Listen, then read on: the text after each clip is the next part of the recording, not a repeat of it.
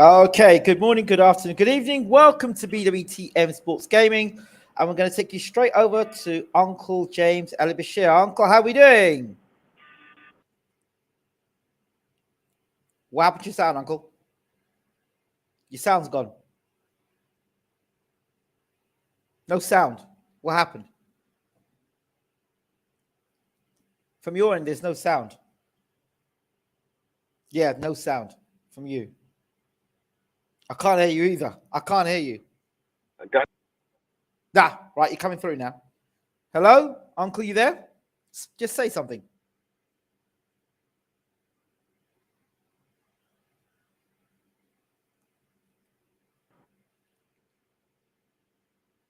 You there? No, can't hear you. You cut out.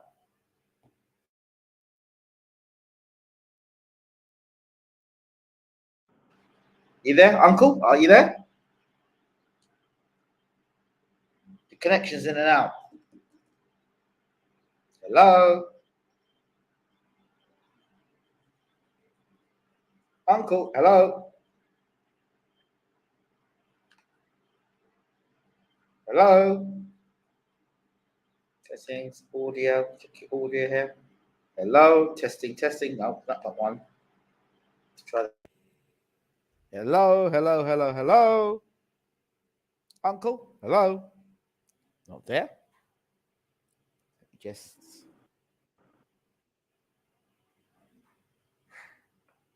this way. Is that this video?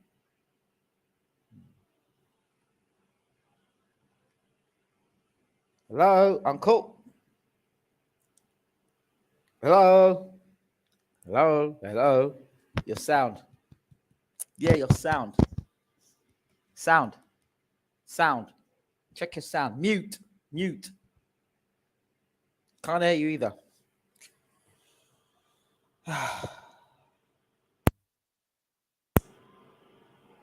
It's your end.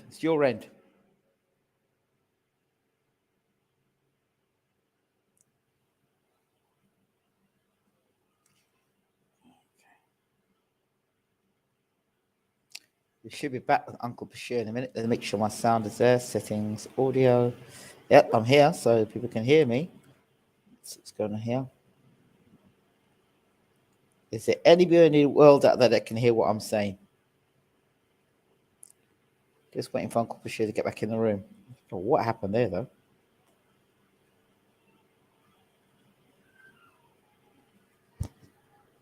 Oh, come on.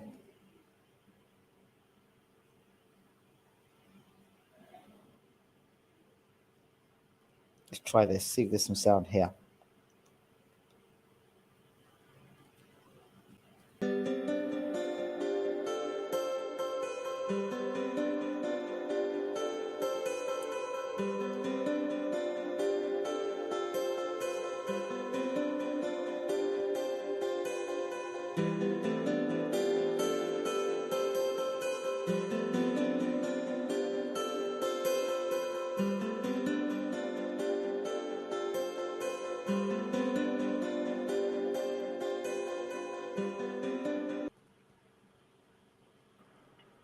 Okay.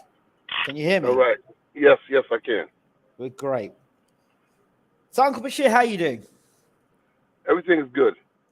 Great. It's fantastic. So, lots to talk about in the boxing world, particularly around Alexander Usyk and AJ. Did you manage to get to see the two press conferences? Here and there, the press conferences don't interest me. Okay.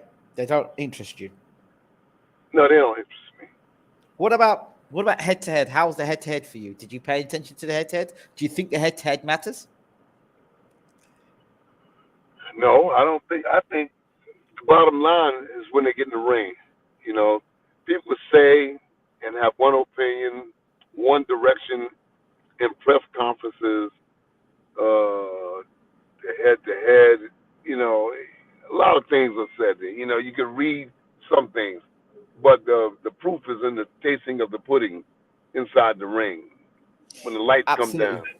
Absolutely. Now, in the first fight between Usyk and Joshua, I was speaking to you about the body language and how Joshua was kind of expressing himself, and it almost felt like he was too nice to Usyk, who was more of a tour guide than the unified heavyweight champion of the world, in the way he was speaking and the way he was conducting himself. Very happy to do selfies and all the rest of it.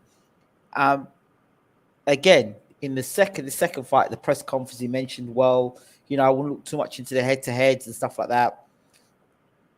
Your thoughts? Should we not look into it based on Andy Ruiz, the first fight, where AJ let Andy Ruiz hold his belt, and then in the first fight, Usyk, he was very accommodating to Usyk. Now in the rematch, you know, your thoughts?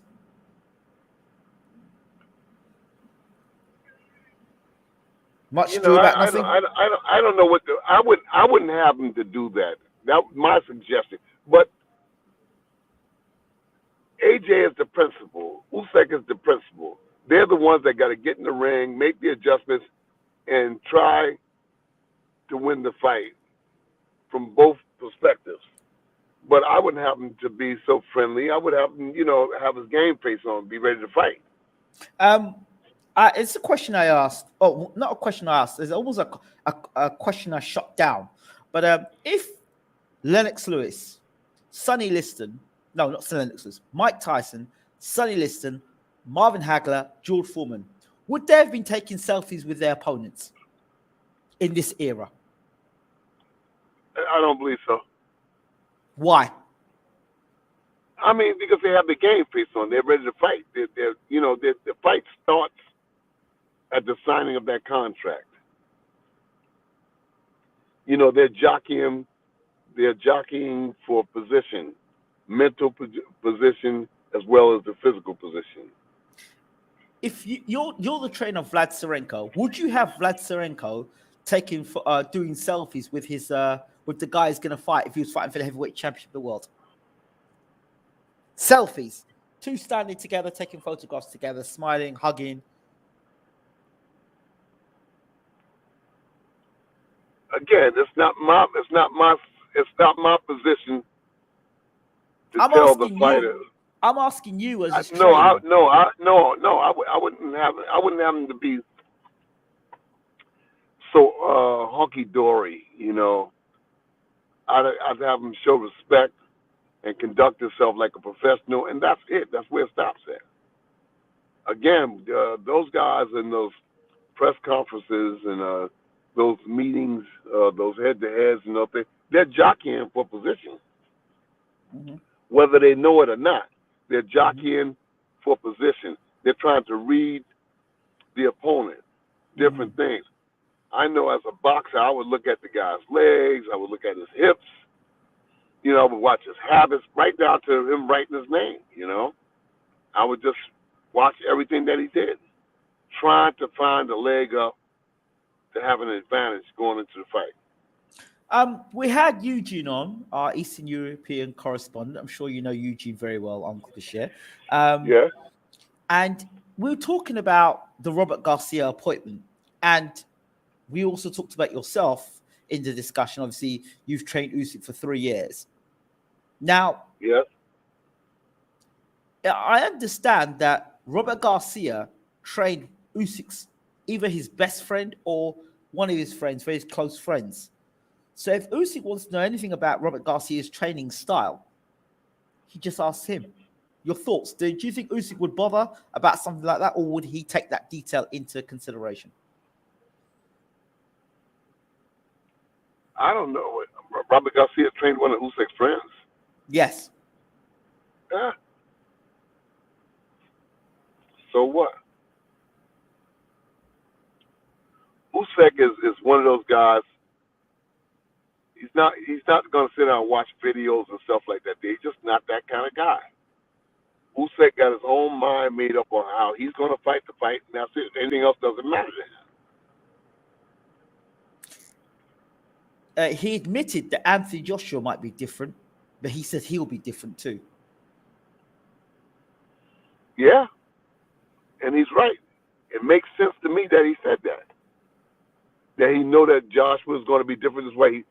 I think he better be different this way. He better be, and of course Usyk is going to be. Usyk is going to up his game. So yeah, Can he up his game? Can he up his game though?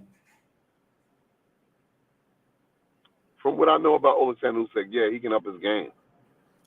From what you know of him, and you've worked with him. I work closely with him.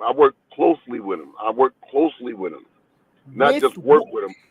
I work closely with him, and I understand him. With what you saw of the first fight, out of 100%, how much of Usyk did we see in that first fight?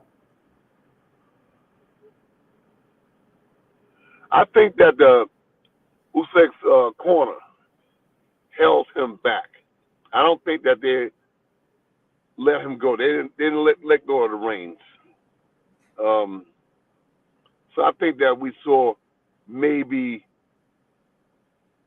85%. I don't think that we saw the full capabilities of Alexander Usyk in the fight. I think they were just cautious, trying to slide in the home plate to win the title, and they were very, very cautious.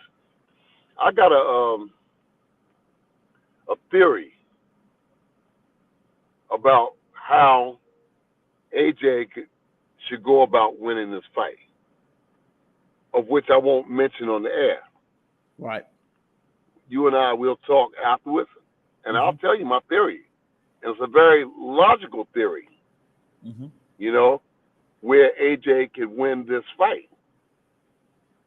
And he could win the fight inside the distance. I know. I know just from watching the first fight what he can do to win the fight. I've seen areas in the fight that I think he certainly, we talked about it in the first fight, where there were areas in the fight that he let Usyk off the hook. Yeah, I felt he let him off the hook a couple of times, but it won't be the same Usyk coming in that ring, and it can't be the same Joshua coming in the ring. So it's shaping up to be a good fight. Do you think Usyk knew? However long the fight lasts, it shapes up to be a good fight. Yes. Do you think Usyk knew? He said, must have thought to himself, right, if I'm going to win this fight against this guy, and they're gonna go with the rematch. So, is it possible for a fighter to give less than 100% in a fight and hold back? Can a fighter do it? Because I've heard it said before, we didn't give 100%. Can a fighter actually hold back? Yeah, of course, especially when he's following the directions of the trainers. You know, I don't think that the trainers that Usyk had in his corners, I really don't think that they allowed him to step on the gas for fear that he would lose the fight, or that he would take more punishment than what they suspected that he would be able to take. I just think that they fought a cautious fight. So it seems to me that the game plan for the first fight wasn't used. So for the second fight, they're going to go back to the first fight and hope that that game plan for the first fight will help him in the second fight. Do you understand what I'm saying there? So the game plan originally was to go out there, rough up Usyk, and rough him up, back him up, rough him up, make it into a dogfight. You're the bigger, stronger man, blah, blah, blah, blah. Be aggressive with Usyk. But instead, Joshua boxed. So now this rematch, everyone's saying to him, oh, no, you've got to be aggressive. You've got to come forward. So then... Of course, that's the logical approach. I mean, he's the bigger, stronger guy. I believe he's a couple of years younger than Usyk also. So, you know, that's the logical thing to do. We said that prior to the first fight. Yes. The first fight. Go out there and wreak havoc on him. You know, go out there and do the Sonny lifting, you know. Some observation that he should have given the style of lifting, because, I mean, lifting was a wrecking crew. You know, this is like Alla Lifton versus Floyd Patterson. You know? So, yeah, we said that in the first fight, but we also mentioned that he should not try to science. Mm-hmm. Don't get into a science match with Usyk because he's not going to win that. You know, So they're going to. Go ahead, Uncle. Usyk is a very nimble boxer. You know, left, right, up, down, backwards, forwards. He's just all over the place. And he's always looking for a plan to land that left hand. That's his calling card, to land that left hand. So some comments have been coming out, leaking out of Joshua's camp. One of the things we said was, Joshua said he felt he looked like Muhammad Ali in there against Usyk. But then he realized he sacked his corner because they didn't let him know that he was losing the fight. But he said he was looking like Muhammad Ali in there. Your thoughts? Well, that's what you got. That's what you get when you got yes men. See, one of the big things is what I tell Vlad Sarenko is you can't have yes men in your. I'm giving it to you raw. You know, I'm pointing out. He pointed out to me one time that he got hurt in a sparring session. You know, he told me directly in the corner right after he got hurt that this guy hurt me. I said, well, what the? Oh man, I can't say what I want. I said, what are you telling me for? You're a fighter. Go out there and hurt him back. What do you want me to do? And he did just that. He went out there and he put the hurt on the fighter that he was boxing with at that time. And when he came back to the corner after that same round, he liked himself a lot more. I said, did you see that? Did you see how he responded when you landed the double left hook? He said, yeah. And he liked it. I could tell he liked it. He liked the feeling because he knew that he could issue the same kind of punishment to the fighter that hurt him. He gave it back. And when the fighter started moving quickly, trying to avoid getting hit again, he understood that the other guy got hurt. So that's the way boxing is. It's a give and take situation. You got to dig down under any circumstances. Is AJ confused, Uncle? He says on one hand that he thought he was winning the fight and he looked like Muhammad Ali in there, but then he turns up to a press conference and says, Usyk bust my ass. So which one is it? You were looking like Muhammad Ali and you were winning the fight, or you got your ass bust by Alexander Usyk? Because clearly that's two different mindsets. Because if somebody's telling me he was winning the fight against Usyk and that's in his mindset and he's training like that and he won 3 rounds and his mind is set like, well, I can win this fight based on those things, then isn't it a false sense of security? It's the little things. It's the little things that allows a boxer to win and lose. And the little things that in many cases that causes them to lose. Yes. All right? And that's the dilemma that AJ is facing right now. Not Usyk, because Usyk he's got a plan. AJ's got a plan too, but he's back and forth. He's over here, he's over there, and he's got a guy in the corner now that never trained a heavyweight. I mean, this is a different approach. You might have a championship experience, but you didn't train the heavyweight. You understand that the application for the heavyweight is different. You got a heavyweight that's slower. You have a heavyweight that's more damaging, that does damage at just about any punch he does, especially a guy like AJ. I mean, AJ is no joke. When AJ hits something, you got problems. Anybody, I don't care who it is. So, I mean, the logical thing is to have a sure plan when you go in there. Yeah, he might have been confused to the point where he said, yeah, I felt like Muhammad Ali in there, and then Usyk bust my head, because he probably went back into his own mind before looking at the film, saying, damn, you know, maybe I should have did this, or I should have did that. So he's flip-flopping. He's observing one point, then he's going to another point. But it causes confusion. He said he didn't need a trainer. He could beat Usyk without a trainer. Then he turned around and said that he didn't need sweet science in boxing, but now he's going Mexican style, and now the latest was He Angel said he's gonna do the Fernandez. Mexican style. He said he's gonna do the Mexican style. Well, that's what they're talking about, Mexican style, yes, because of Robert Garcia, which makes sense because of Robert Garcia's background, that they'd go on and be aggressive, so use the Mexican style to try and beat Usyk. But Usyk's traveled the world, so I don't see how a Mexican style, AJ fight of a Mexican style doesn't bode well, because he hasn't got the, for him to box Mexican style would be he leaving himself open to getting countered by Usyk.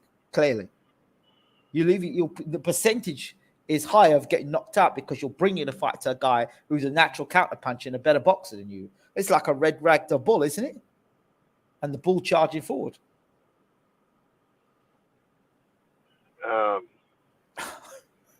There's some basic fundamentals that AJ needs to apply right from the rip, from the get-go, from bell one. Basic fundamentals that he needs to apply in order to win this fight, and he can win it inside the distance. Okay. The reason why Angel Fernandez was selected the reason why Robert Garcia was selected is because it's somebody that Angel Fernandez is comfortable working with. Surely this is about winning the fight, not about two trainers being comfortable. Because the two trainers can get on really well and still fail the fighter.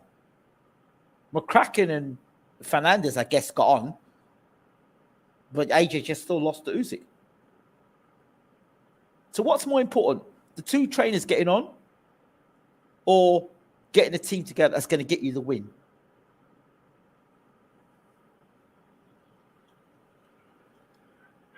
Listen, I come from the school that one voice, one application in that corner, no 2 and 3 applications. And people say, I'm too old school, but that's what I am. I'm old school. One voice, one application, one game plan. You go behind the scenes, you get with your cohorts. What do you think about this? What do you think about that? And he put it into one meatball, and you go back to the fight away. And that voice is the only voice that should be taking place in that corner. Not another fucking voice. Nobody should say nothing in that corner but the one voice, the one mentality, one game plan. And got to stick by that. I observed that fight between Usyk and AJ, which must have been 25, 30 times. You know, and in my mind, AJ possessed the tools to go out and take charge in this fight, but he has to do it from the rip, right from the giddy up. He's got to start employing a tactic in that fight right from the rip. And if he lets 1 or 2 rounds get past, then he's in for a hard night. But he can put out that fire within the first 3 rounds. I got just the thing that he needs in mind to do it. And he can probably end this fight inside the distance. But he got, when you work it, when you're inside of a ring working, you gotta know what to look for, and you gotta stick by that. Never let the fighter get too far away from the objective. When I'm with Vlad Sarenko, I always tell him stay with the objective. Yeah, jabbing is good, hooking is good, uppercuts is good, but stay with the objective, the thing that we worked on primarily inside the training camp. And that won't let you down. 9 out of 10 times. And Usyk is a difficult target, but when you punch like AJ, when you're strong like AJ, when you have the intellect like AJ, you can negate all of that. you got to know what to look for. You got to know what the application is. Okay, fair enough. I'm not. You know what I'm saying is,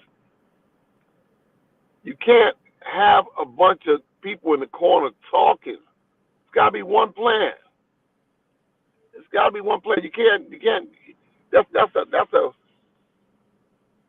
It's like going downhill right from the very beginning. You know, you got to have your plan lined up and prepared to go into that fight.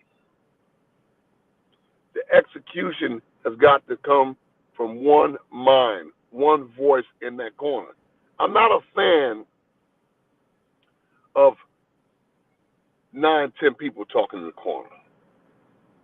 I always tell Blasterinkle, I can't do a job. I can't do my effective job when I got to contend with another voice, another injection in the corner. Somebody's injecting their perspective in the corner. That person is not your trainer. I'm your trainer. Listen to what I'm saying. And we want to help the trainer to do his job, then tell the other person to just keep quiet. If you really want to help the fighter, just keep quiet and let the leader in the corner do his job. Good evening, Leif. Hope that you're well. What does Mr. Bashir think Usyk will do of AJ if AJ fights in the Mexican style? What is the Mexican style? What is the Mexican style? Where he's just pushing forward, just putting pressure, throwing punches? Is that what it is? Is that what it is? Yes. I don't think that would bode very well. You know, I don't think that's a good idea. Because what about tuck up and move forward? I don't think that would bode very well. You know, there's a way to apply pressure, but intelligent pressure and constant pressure. But just tucking up, just coming forward against Alexander Usyk, I don't think it's a good idea. I don't think it's a good idea. You know, I think that it will leave the door open for a lot of counterpunching coming from Usyk. And it also will lean in on AJ's stamina, too. Okay. What doesn't an aggressive Alexander Usyk look like in this second fight? What does an aggressive Alexander Usyk look like?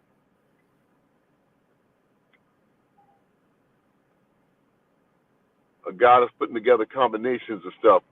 But again, there are different things about Usyk that people don't know about, which again, I won't say here on the air because, you know, it would be betraying Usyk and it would be betraying AJ. And I'm not going to do that to either guy. They deserve to have a good, clean fight. And unless I was the trainer for one of them, I'm not going to say those things. But everybody, every fighter, every boxer has an Achilles tendon. Mm-hmm. Every single boxer, every single human being have a flaw. But the teachers got to know what to look for. Mm-hmm. Mm-hmm. I got a soundproof program for Joshua to win this fight, and I'd stick by that program. Listen to me. I'd stick by that program until the last bell rung, and I'd hang my hat on that plan. Okay, hold on a second. I'm not going to say on air because I want to send it to you, but I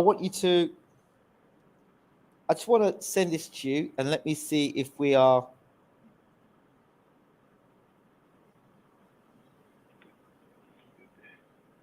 I've just sent you a message. I've sent you a message. You could just say yay or nay. Yeah, that too. But I suspect they know that. But But I suspect that the Usyk team knows that. I suspect they know that, you know. Mm-hmm. If they don't, they got to be like flower pots. You know. Okay. They gotta be expecting that, but that's part of it. That's part of it. But if you stick with that, I'm sure it'll prove dividend. Yeah. Okay, yes, it will. Yes, it will. Yeah, let's move on. Okay, let's talk about one other thing. Now, who do you regard as a more established trainer? Robert Garcia or Angel Fernandez? And why? Who do I regard as the more established trainer? Well, of course, Garcia. Right. Angel is a young man, you know. Angel's a very young man, and he has still a long way to go to get his feet wet in the sport. Okay. He can grow, and he will grow, you know, if given the time. And, you know, like they say in the old school, they said seek, that water seeks its own level. Right. Water seeks its own level. So Angel has time to grow. Just don't try to bite off too much too soon. Okay, so let me ask you this question then. If you're saying that Robert Garcia is the more experienced trainer, which seems logical in terms of age, in terms of what he's achieved and the champions he's had, then how can Angel Fernandez be the lead coach? So what does Robert Garcia do? Well, I've told you on different occasions before, you know, that in boxing I've seen a lot. I won't say that I've seen it all, but I've seen a lot. And when a boxer is comfortable, you know, Chris Bird became the heavyweight champion. Mm-hmm. And he had his mother and his father in his corner all throughout his career. Right. So you can never say about the nature of someone that makes you comfortable. Right. They may not know as much as somebody else, but when you get a person that makes another person comfortable, it's like able to leap tall buildings in a single bound. Well, quite possibly, or get run over by a train, because if you're comfortable, it doesn't mean you're going to grow. Well, but the likelihood leans in favor of the person that makes the other person feel comfortable. Really? What about if you've got an ego? Yeah. Well, hold on. What happens if you've got an ego problem? What happens if you're comfortable doing your own nonsense, and basically that person is enabling you to continue doing that nonsense?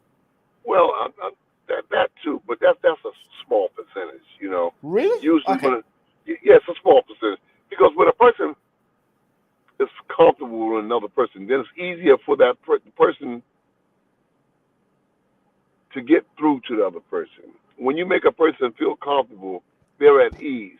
It's just like you're taking a driver's test, and you got a stern father with a young son, and you can't get comfortable because you know any mistake you make, your father's going to be on your back. But at the same time, if that son is with a person that say, "Hey, man, it's all right to make a mistake. Just don't keep on making mistakes." It's easier. I know, talking about myself, it's easier for me to work with a person that I'm comfortable with. Okay. All right. They may not be as smart as another person, but they'll aid me in getting smart. They'll aid me in growing. It's easier for them to get through to me because I feel comfortable with their direction. No, Bash, don't do it like the sit back. Wait a minute. Don't do it like the sit, Bash. Do it like the sit, and you'll come out better. It's easier for them to get through. I don't want to flip the situation, but I'm going to try and flip the situation, because there was a situation where you could have been and should have been the trainer of Vladimir Klitschko. But Klitschko felt comfortable being with somebody else. However, you were more experienced and he was pretty comfortable talking to you, but he wasn't comfortable enough to make you head coach. But you're talking about the same comfortability, but he was comfortable enough to confide in you. So go ahead. I think that Vladimir Klitschko went with Jonathan Banks because it was they said that it was what Emmanuel Stewart wanted. And Vladimir was very loyal to Emmanuel Stewart. I don't know whether Emmanuel said it, but that's what was said, that Emmanuel Stewart is what willed Jonathan Banks into that position. You know, I don't know whether he willed him in, but and Vladimir, being the studious guy he is, he embraced what Emmanuel wished for. I don't know whether that was a fact, but that's what was said. You know, I know from in life myself, when I'm comfortable with somebody teaching me something, when I'm trying to get something done, it's easier for me to relate to the subject at hand because I'm comfortable. I know that the building is not going to fall if I make a mistake, you know, as opposed to those people that I'm not comfortable with. You know, when you got to go to work and you got to work with a person that's a stiff neck, I say, oh shit, I got to go to work with this guy. I don't want to. I don't want it to. It makes it harder to receive things. Yeah. So I can understand the relationship between Angel and AJ. I can understand that. I can understand it. So you talk about comfortability. People like to be around people that make them feel comfortable. But don't yes men and yes women make you feel comfortable as well? Not really. Really? No, not really. Because most of the time, boxers know. All right? Entertainers. You got boxers and I've been around people in the boxing business and I've been around people in the music business. And both of the music business and the boxing business is similar.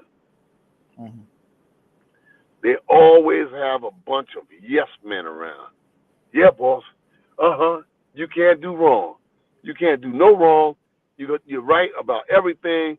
You know, you're not wrong about nothing. Oh, yeah. Brilliant, AJ. Brilliant. You know? You want to get away from that kind of atmosphere. You need somebody, to all the young boxers out there in audio in our audience. You don't need a bunch of yes men around you telling you that, you know, you're beautiful about this or you're correct about that. You need people around you that's going to have mother conscience. You shouldn't do that. You shouldn't go there. You shouldn't do this. You shouldn't lift that. You shouldn't go down there. You got to have somebody there that's going to stand up and tell you. You understand? You got to have people with the heart to do that. All right? I was always in the Vladimir Klitschko camp. I was the one that did that. I was the only one that did that. That would come and tell Vladimir, hey, lad, this is not good. This is not cool. This is not right. All right? If something was wrong, I would tell him, and Emmanuel too. Nobody would stand up to Emmanuel Stewart. Nobody would stand up to Vladimir. Nobody would stand up to Lennox Lewis. In those camps, I always was the guy that come and say, hey, look, this ain't right or that ain't right. All right? I was in Lennox Lewis camp one time and they kicked me out the camp. Yeah, I remember you telling me. They kicked me out the camp because I wouldn't surrender to some BS, what I perceived to be BS. You know, they wanted me to sign a paper against a friend of mine in the camp. I said, no, I'm not going to do that. Then you have to go. I said, okay, let me pack my bags and get to stepping. But I'm not going to do that. I'm not going to sign a paper that's going to slander my friend. Are you serious? I got to go. And I left. Okay. You know? Okay. And then Emmanuel brought me back. 2 weeks later, Emmanuel brought me back. I mean, you tell me, you made the call. Yeah, because people respect people who stand up that for have themselves. respect for themselves. Don't nobody respect no damn yes man. And most of the time, the principals know when they're yes men around them. I'm nobody's yes man. And I'll never be. I'll go to my grave being the same man I am. Mm-hmm. I'm not somebody's yes man. I'm not going to kiss up to nobody. If you're wrong, you're wrong. If you're right, you're right. Okay. If you want somebody to train you for a fight, you can't have nobody skinning and grinning and agreeing to all the nonsense that you're doing or the mistakes you're making. You gotta have somebody say, no, that's wrong. That's wrong. This is wrong, and this is right, whether they agree with it or not. All right. Yeah. Yeah. So I became to this day I'm really good friends with Lennox Lewis. I'm really good friends with Vladimir Klitschko. I'm really good friends with Vitaly Klitschko. I have their phone numbers on speed dial, you know, and I communicate with them quite frequently. So out of all those people around, fans and trainers alike, I still have a relationship with those guys because I always say it, call it like it is. Very quickly, on the subject of Vlad, very, very quickly, do you think he'll come back? Well, with this war going on, I don't know. Before I was very positive he was going to come back. You know, I don't know, where his head is right now. I know that he was in good shape. I saw him down in Ukraine regularly. You know, we was in the gym down in Ukraine, the Olympic Training Center down there, and I saw him there regular. And I got the impression that he was definitely gonna come back.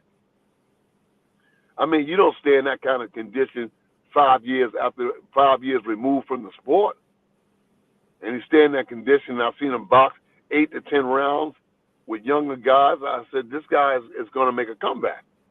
But with this war going on, I don't know where his head is, whether he's gonna have time to do that. So he might have to scratch it.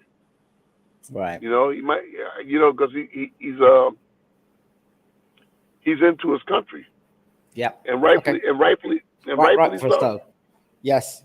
Usyk saying that he's come back to fight for the people of Ukraine. Said when he was at war, come back and fight, defend your titles, and do it for Ukraine. Will that have any edge on Usyk or not, knowing the man that you know? Knowing what I know about Alexander Usyk, and I told you we got relatively close over those years we worked together.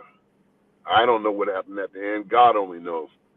But the years that we worked together, knowing him, that's going to have an impact on his mentality. On his mentality. I mean, in a positive way. He's going to try. He's going to try, and he's going to try to take AJ's head off. Mm-hmm. All right. He's going to try to take AJ's head off, and I think that his countrymen's wish is going to add fuel to the fire. Mm-hmm. But I think that there's some things that AJ can do to diffuse that. Okay. I think that there's some things. Not, you don't have to have a whole lot of things. All you need is one or two good things to set your sights on, and that will help him win the fight. Okay. There was a lot of talk that Usyk was training when people were saying he was injured and his mind wasn't right. He was training, and they said that he looks bigger, physically bigger, and filled out. And now he's made himself into a natural, filled out heavyweight. Your thoughts on that? I wouldn't, like I said, if I was training Usyk would come into the fight at 221 pounds. 221, no more than 225. You know, but my preference would be 221. 221, 219, between 219 and 221. That's why I bring him into the fight. Okay. You know. Okay. So it wouldn't take away from his agile attributes. You know what I'm saying? So it's a lot of, you know, look, what's more important? You landing 10 big punches or me landing 30 mediocre punches? The 30 mediocre punches is going to win out the day. It's going to win on the scorecards. Mm-hmm. You know, you just got to maintain. But you might not get to the scorecards if I land one of my big shots on you. No, well, you know, when you're in condition, that's the thing. Mm-hmm. That's the whole thing about training, expectation. When you're in a car accident and you see that you get ready to have a car accident, you can prepare yourself mentally, physically, emotionally, everything, because your eyes are telling you impact is getting ready to come. But when you don't see that car, remember what they say in boxing? The punches that you don't see is the one that hurts you the most. Mm-hmm. So when you see those punches, yeah, they might hurt you, but not as much as they hurt you if you don't see them. AJ stayed in there. He stayed in there, and he dueled with Usyk, and he lost it. He lost the boxing match. Now he has to go in there like he's making a fine broth, just the right amount of parsley, salt, pepper. You got to put the balance of each inside the chemistry of what you're doing inside the ring. So Golguja, good evening. How are you doing? He says, Vladimir said his comeback date got postponed because it clashed with COVID. Apparently, he just delayed it. Yeah. I mean, he hasn't said anything to him. I haven't said anything to Vladimir. We used to have discussions about it a lot before this war started. So I haven't,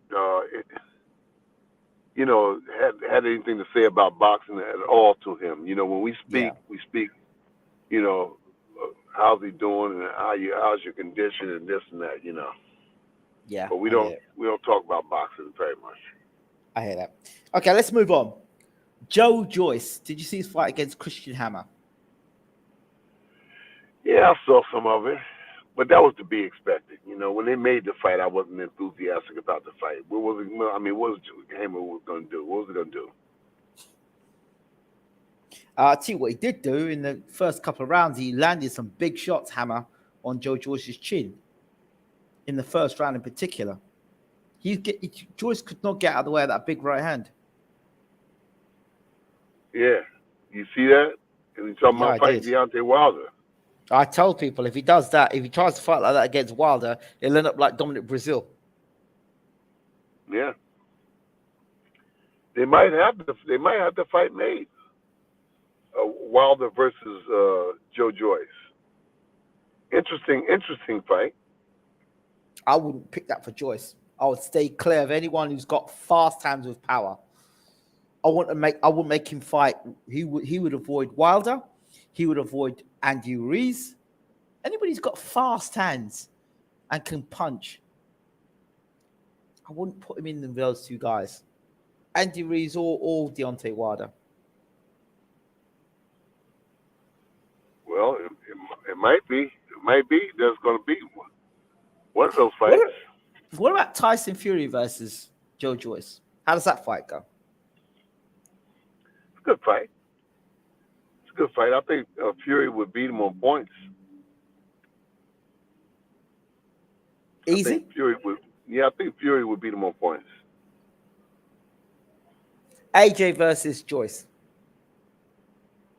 Interesting fight.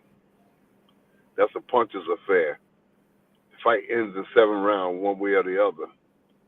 But I'd take AJ. Joyce versus Usyk. Usyk. Joyce versus Chisora.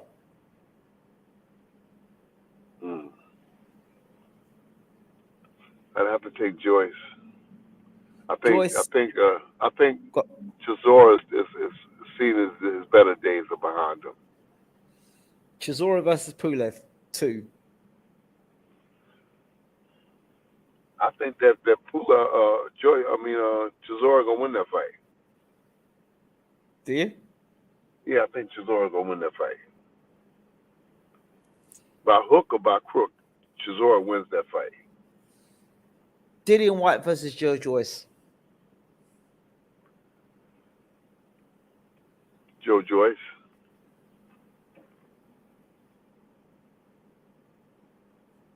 Your thoughts on DIDNT White now? Like I just said about Chisora, I think Dillion's better days are behind him. What was his best day then, DIDNT White? Well, I'm just saying he spent a lot of.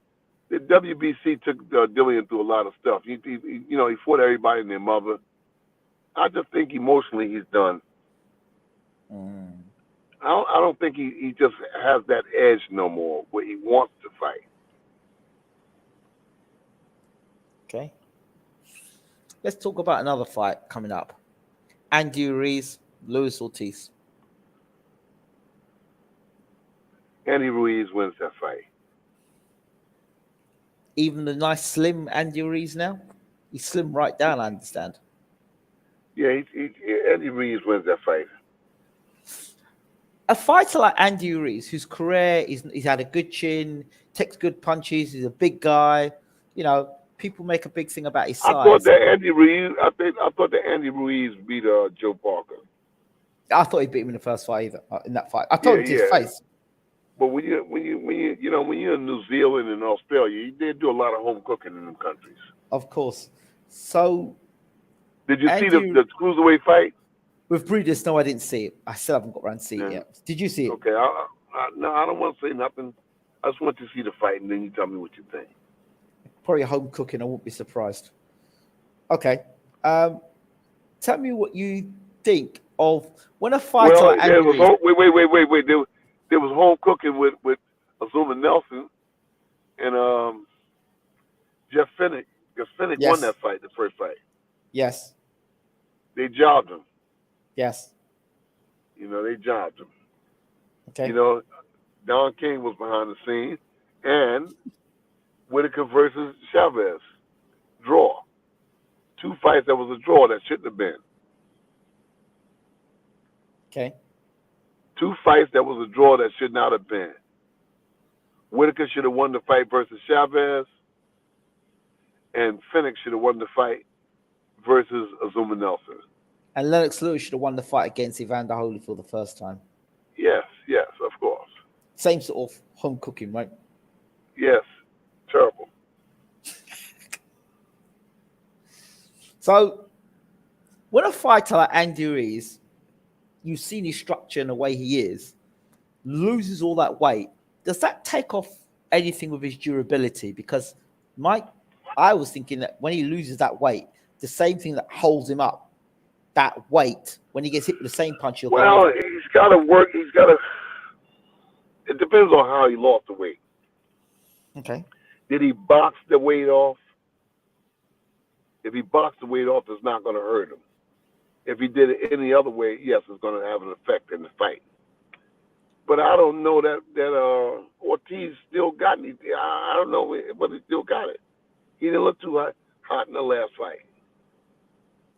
Hello. You that left hand sent Charles Martin into the phantom zone. He hit him so hard, Charles Martin was wondering if he left the oven on. That's how hard he hit him. Did you see how hard Ortiz hit Charles Martin? Yeah, and then he hasn't been back since. Okay. Martin hasn't been back since. Well, there you go. Martin is a good fighter. He's a good fighter. He just, I don't know, he can't turn the corner. He's a good fighter. They just can't turn the corner. Good I heard boxer. someone. Mm-hmm. Good boxer. Good calculation. Just can't turn the corner. But he can fight. Michael Hunter, Joe Joyce.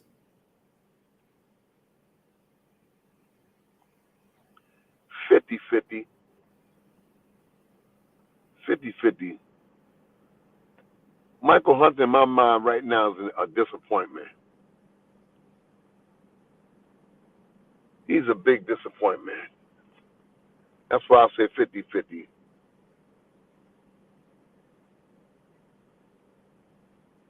Michael Hunter has all the tools to be on top, man, but he can't put it together. Is that a mental thing? Is that a physical thing? Is that what is it? I just think that application. It's like Maurice Harris. It's like the tortoise and the hare. Guys are so good that they don't pay attention to what they should be doing. You know, Maurice Harris and Michael Hunter, same kind of fighter, beautiful boxers, slick, fancy boxers. You can't lay a glove on them, you know. But because of their out of the ring activity, their non-dedication, their non-focus, they can't turn the corner. Mm-hmm. Okay. I'll tell you the guy that is going to turn the corner, that Frank Sanchez. I told you about Frank Sanchez. I warned you about Frank Sanchez. That guy is dangerous. And he's a slick boxing guy, and he's committed. He's committed to getting better, and he's going to be whoever they put in front of him. Heavyweight champion of the world for me. Yeah, he can fight. Let's move down lower weight divisions. Clarissa Shields, Savannah Marshall, September 10th. I think that's a very good fight. I think it's a very good fight. You know, and I'm anxious to see it. You know, Clarissa Shields versus Savannah Marshall. Marshall the puncher in that fight, and Shields is the better boxer. So we're going to see how that pans out. Who are you sliding towards for this fight? You know, my first teacher, my first trainer, Frank Shirley, told me, he said, look, when you got a box and a punch in the ring, and that boxer ain't Ali or Ray Robinson, he said, put your money on the puncher. So I'm going with Savannah Marshall. Wow.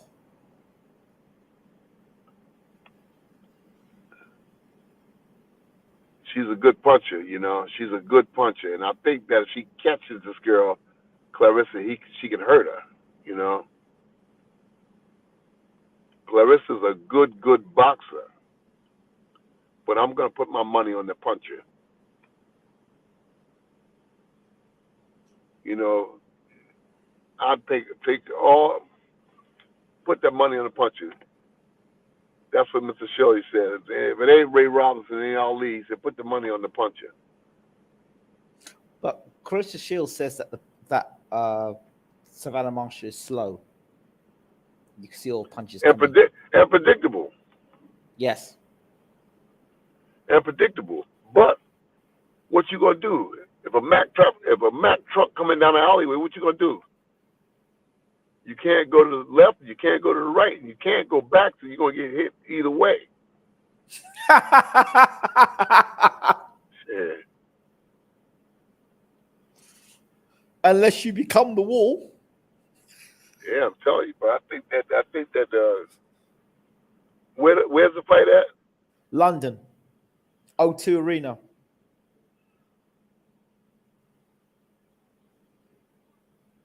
Clarissa take those early rounds. I think she can take the early round, but she can't get tired in that fight. I think that Savannah's the bigger, stronger girl. We've got an alternative. He goes, if you're trapped, if the Mack truck is coming and the alleyway, you jump onto the window screen.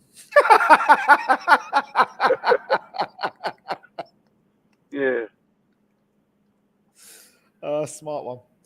Yeah, I don't. How big a punch is Savannah Marshall?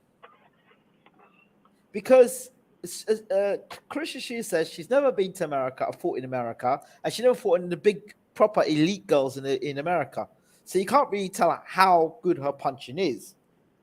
That's what Clarissa says. She's banking on that. But if Marshall is a really elite puncher, then Clarissa might have some problems. If she's an elite puncher, right? And if she doesn't get tired. She can't get tired with Clarissa. Yeah, Marshall don't get tired because if she get tired, Clarissa's gonna beat her ass. Can Marshall beat Hannah Gabriel?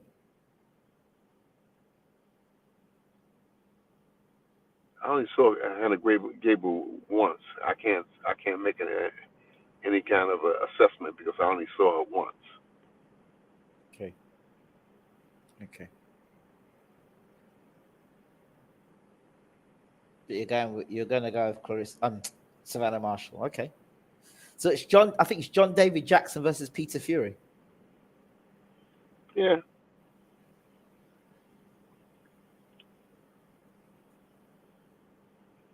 Yeah, John David has been in there for a while with Clarissa, so they're used to each other now. Same with Fury and Savannah, isn't it? Right. Interesting. What happened to the Michael Hunter fight with Fury? Fury got ill.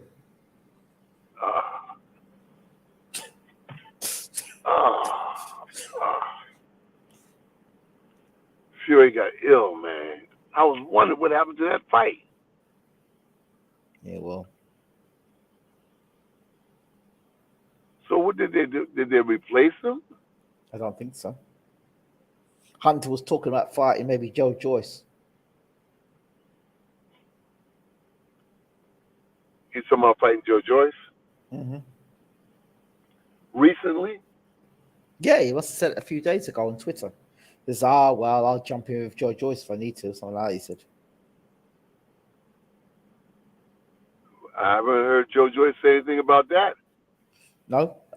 What happened to Big Baby Miller, by the way? I know he was on like 300 pounds. Did he win his comeback fight? Yeah, he won the fight. He went the distance. He won the fight down in Argentina. Okay, he won the fight. Okay. Joe Joyce, Big Baby Miller. Joe Joyce. Okay. Big Baby is like 302 pounds. Or something like that. Some 300 some odd pounds. I mean, what are your thoughts on Anderson, Big Baby Anderson? A lot of people are rating him, and I'm not so sure. He looked pretty good with the guys he been in there with. He looked pretty good. He looked pretty good with the guys he been in with. Is he the savior of the heavyweight division for America? Can't tell until you're in with better opposition. Okay. I haven't heard anything from him lately.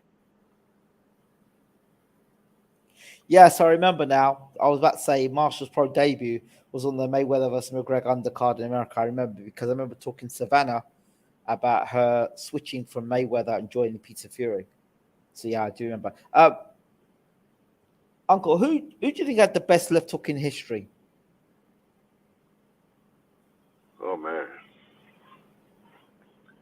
you talking Bob Foster? You talking Joe Frazier? You talking a lot of left hooks? I don't know.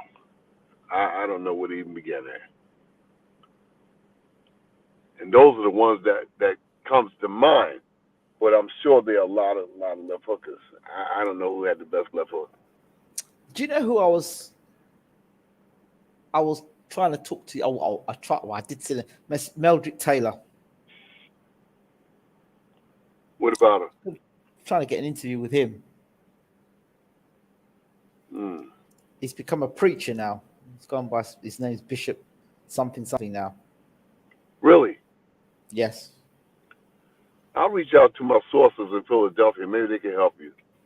You know, okay. I'll find out who I got to go to get in touch with Melchick, and then I get it back to you. Okay. Uncle, is there any trainers that you think we should be talking to, being educated on, that we should talk to? I know that boxing fans do like the old school trainers a lot. They learn a lot from them. Yeah, it might be one in California. Mm-hmm.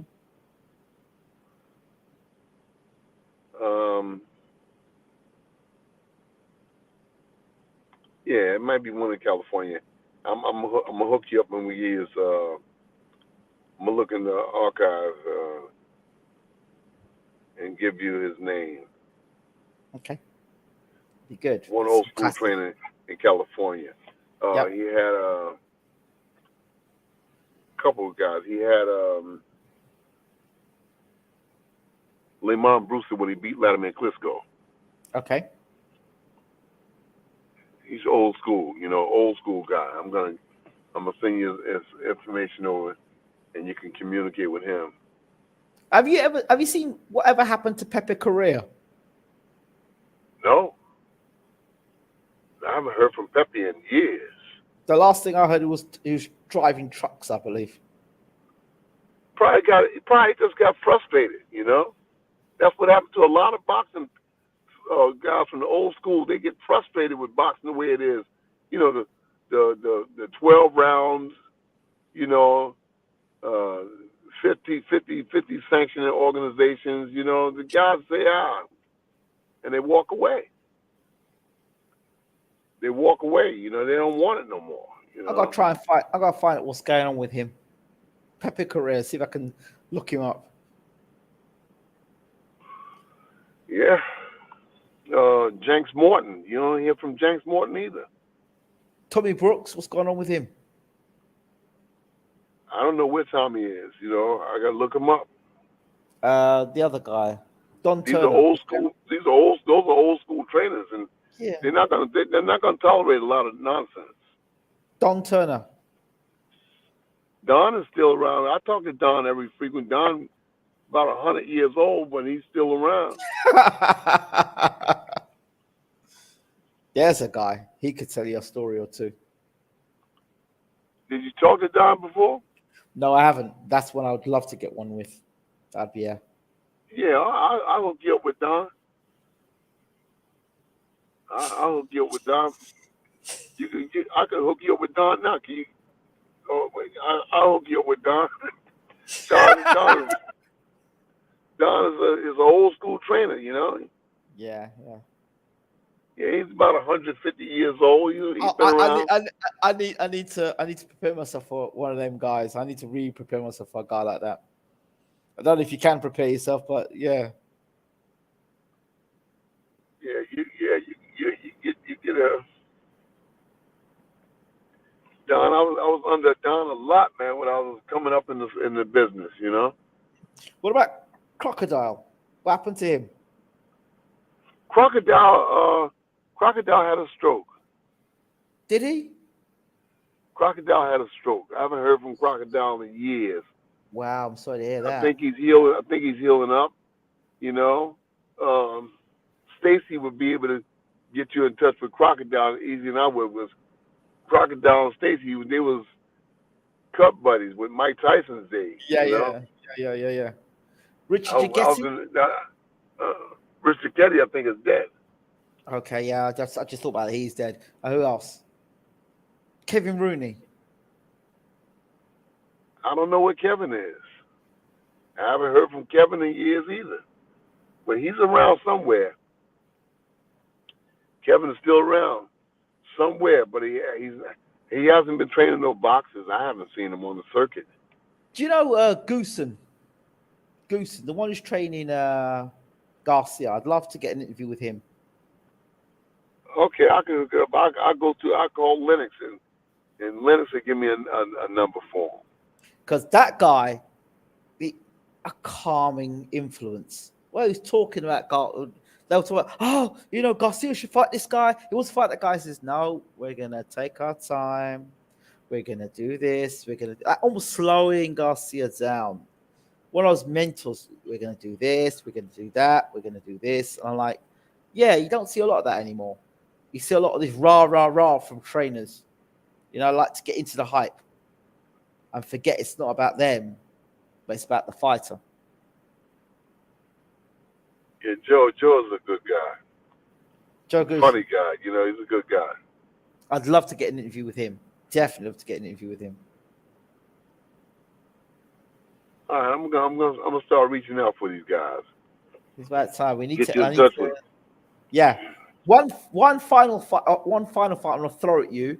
Boots Ennis against Keith Thurman. Good fight. Ennis should win that fight, you know. Ennis is saying that Thurman ain't fought nobody.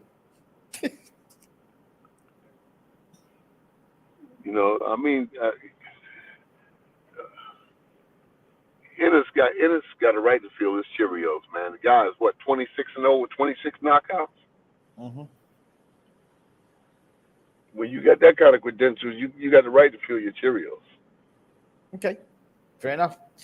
You know, he's got a right because he's got the credentials to back it up. Okay. Boots is a cool, calculated assassin. He is. Any thoughts on McGregor versus Mayweather 2? I could care less.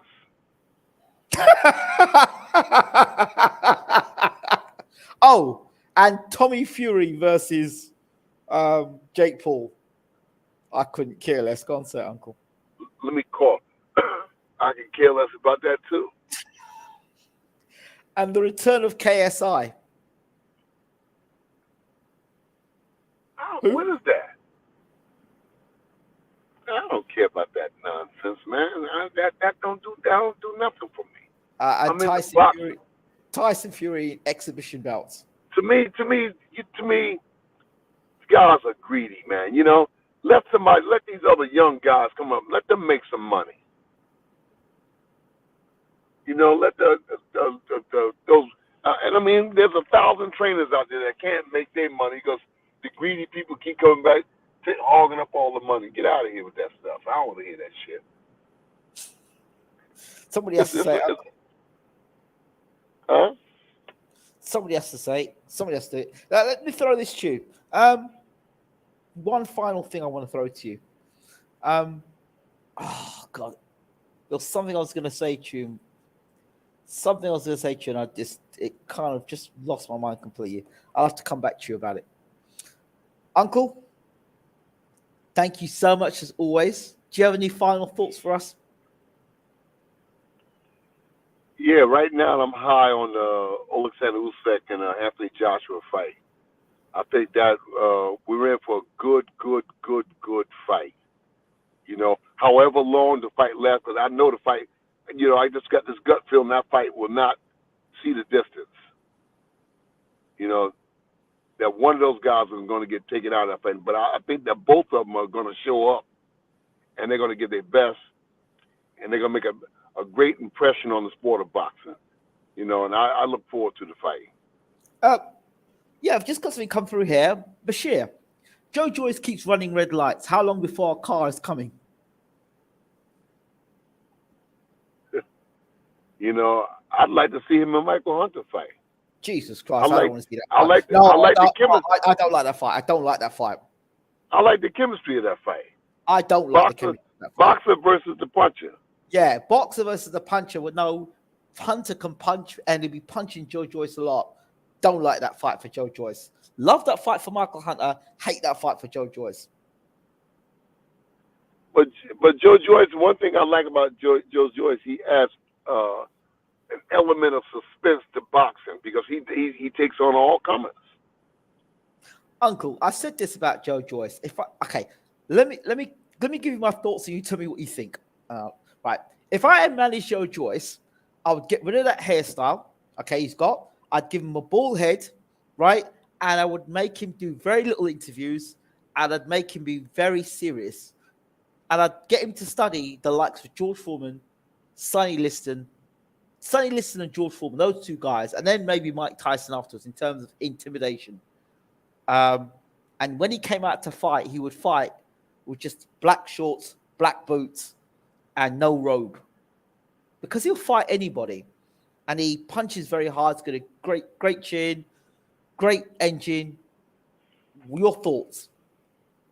It's modern boxing does not pit the guns against the guns, like yesteryear. Yesteryear, all of the good fighters faced all the good fighters.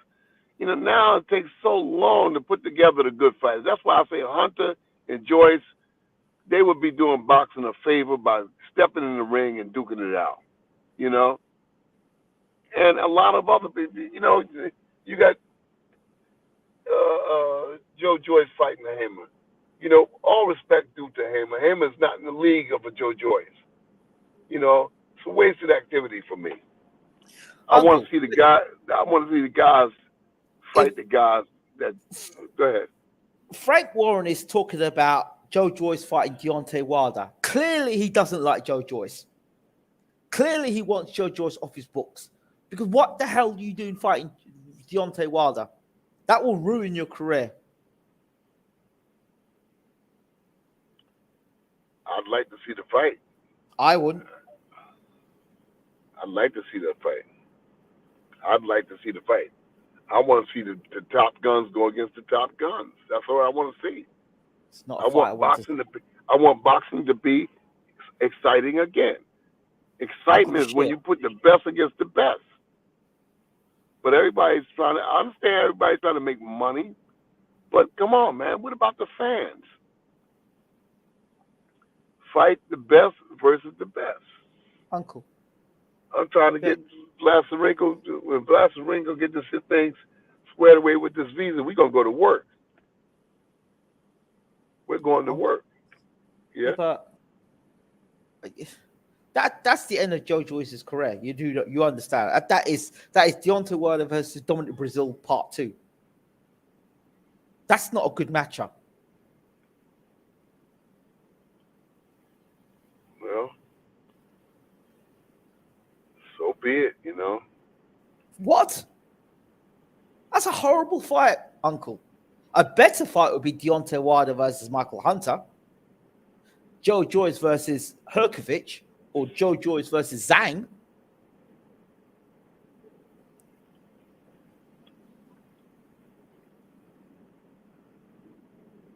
Joe Joyce versus Zhang, Herkovich. Why can't they make those fights? Why? Because everyone wants to keep their own. Herkovich and Joe Joyce would be a good fight. There you go. That'll be a very good fight. You want to get Joe Joyce murdered? Well, this is not good. He starts slow. Wilder come flying out the traps. Before you know it, he's lying on his back. Yeah. That's what anybody would Wilder fight. Apart from Tyson Fury. Oh, just in closing, any thoughts on Tyson Fury being stopped twice from flying into America? Hey, just got to disassociate itself with different company. And I hear that his brother can't come to America either. Brother can't come? Nope. And old boy, the one they're looking for is down in Saudi Arabia somewhere, right? Oh, I don't know. I don't know where he is. Yeah, that's what they said. That he's down in Dubai or Saudi Arabia somewhere. Okay, well, if they can find someone, he can't leave there because Interpol is out there waiting for him. Okay. So they just saying that, hey, you guys can't come till we check in on your man. Wow. All right, Uncle. Thank you so much. I'll be in touch. Oh yeah. Let's come. Man, what was that? I said we're gonna talk about. Okay, we're gonna talk. Let's call me back. All right, Uncle. Sounds good. All right. Okay. Everybody, thank you so much, Uncle Bashir. As always, thank you for once again another great, insightful show. And thank you. We'll see you all real soon. Take care. Yep.